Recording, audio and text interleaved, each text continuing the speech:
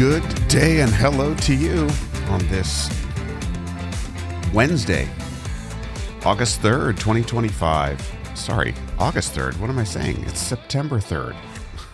I'm trying to go back in time and my throat's a little funky. Just realized as I was speaking there, I need to take another sip of my coffee. Hang on. Man, I enjoy making my coffee every morning. I have a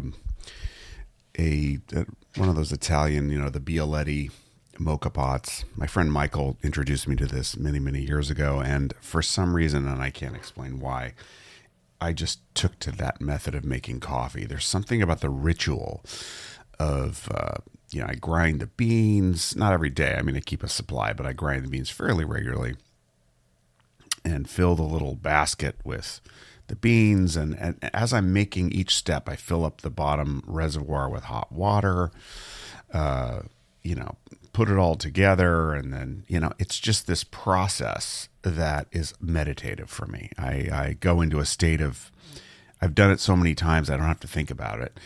And things come to mind, and sometimes before I hit record on this, I'm going, what's on my mind today? What is there? There's always something, although it's not always very accessible. So how do you like your coffee? Do you even drink coffee? I think about, I don't know, I've known people who have given it up and I still don't see the net benefit, but I could be convinced someday, maybe. Be a pretty hard sell.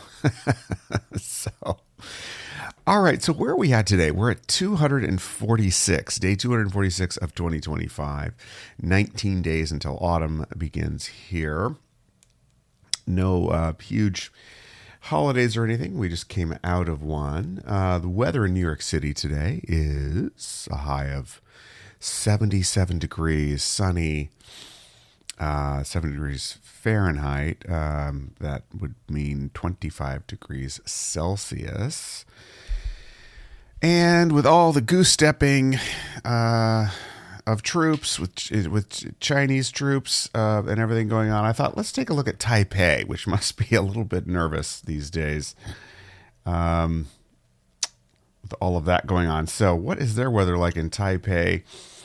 And they are decidedly hotter than we are here. So 93 degrees, partly, it looks like they got thunderstorms, and 93 degrees of a high, a low of 79 degrees. So very hot. That's 34 degrees Celsius for a high in Taipei. Great city. If you haven't been, I highly recommend it. Just a beautiful place. There's some, we had tea there. I remember having traditional tea and dried mango in the mountains up there.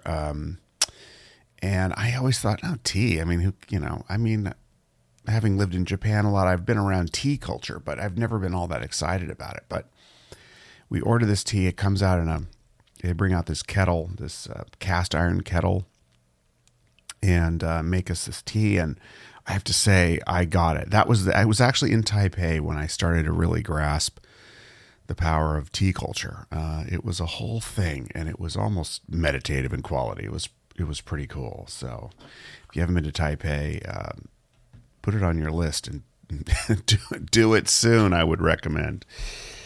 Okay.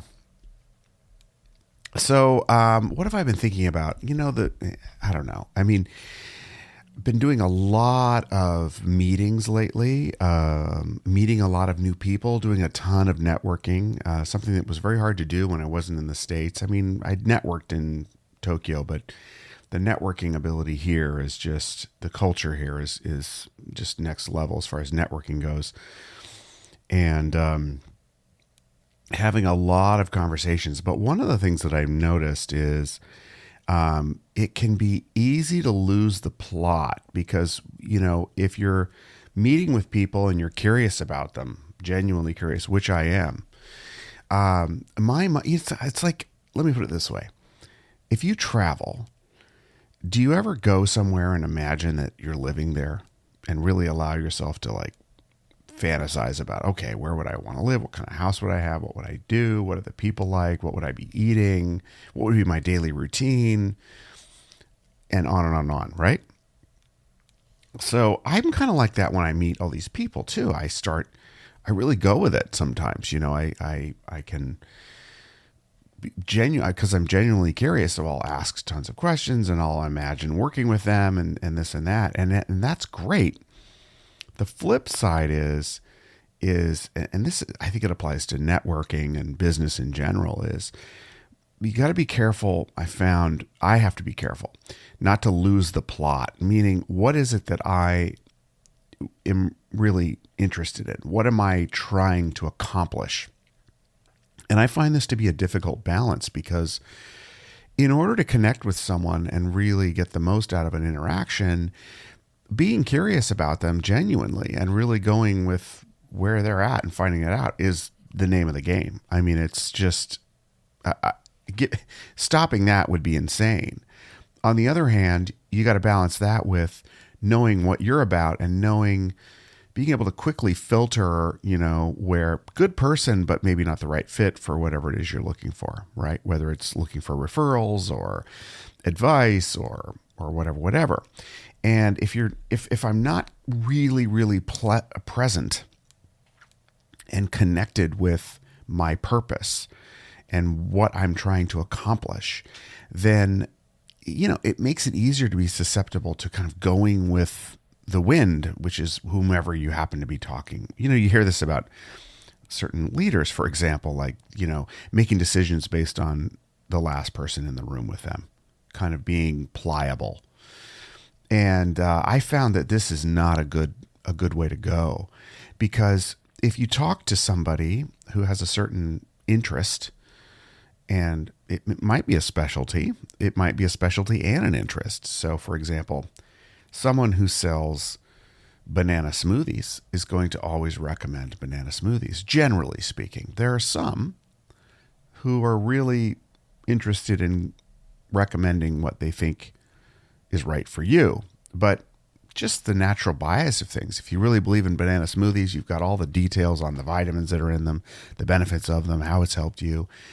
It can become pretty one note. And so, if you're seeking guidance from someone who's got a particular angle, and you're not moored very, very, you're not really secure in what it is that you want, it's pretty easy to go off the rails. And a great example of this is in marketing. I mean, my goodness, there's every kind of marketing. And now with AI, if you go out and ask someone who's in any kind of marketing field, I mean, you could walk away. If you had 10 conversations, you'd have 10 absolutely contradictory solutions or differing solutions. They may not be contradictory. They just may be chocolate is the only way, vanilla is the only way, strawberry is the best way. It's especially enhanced with AI.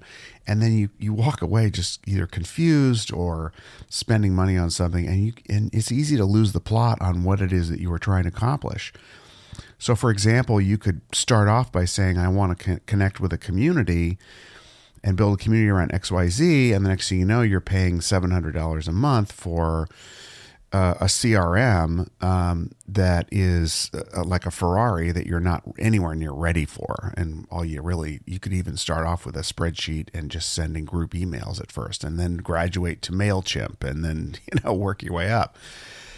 But it's very easy to end up that way. I think about, it may seem unrelated, but it was a calm Sunday afternoon a couple of years ago.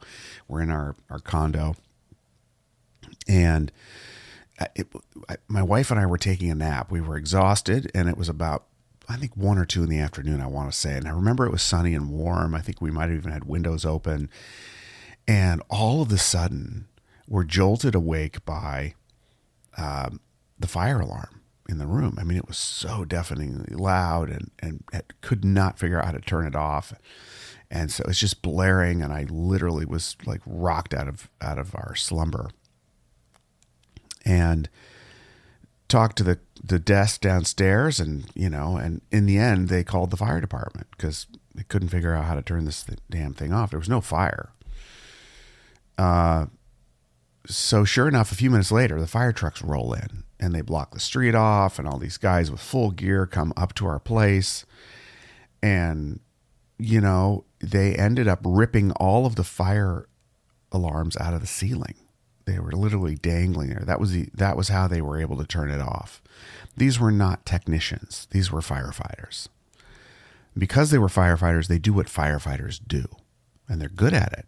They were very friendly. They made our apartment dirty, and now we had non-functioning fire alarms dangling from the ceiling.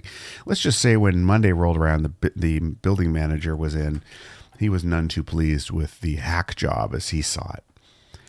But if you call firefighters in to do a job, they're going to do what firefighters do.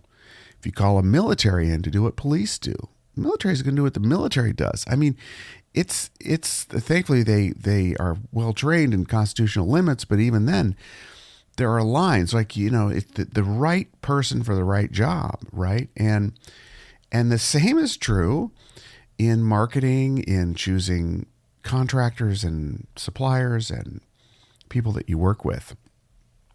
Is if you're not really moored in what it is you're trying to accomplish, you run the risk of going with something that isn't really in alignment with it because it's more in alignment with the person that you talk to.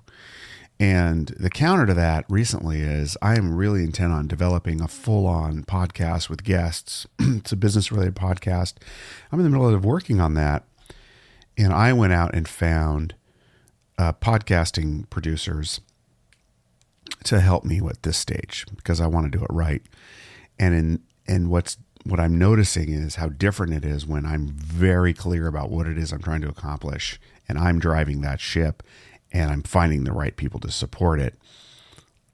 It's a very different venture. So I guess the main lesson that I've learned is if you're really unsure, you find yourself, hard to connect with that voice that's inside of you, that the North Star, that you really know what you want.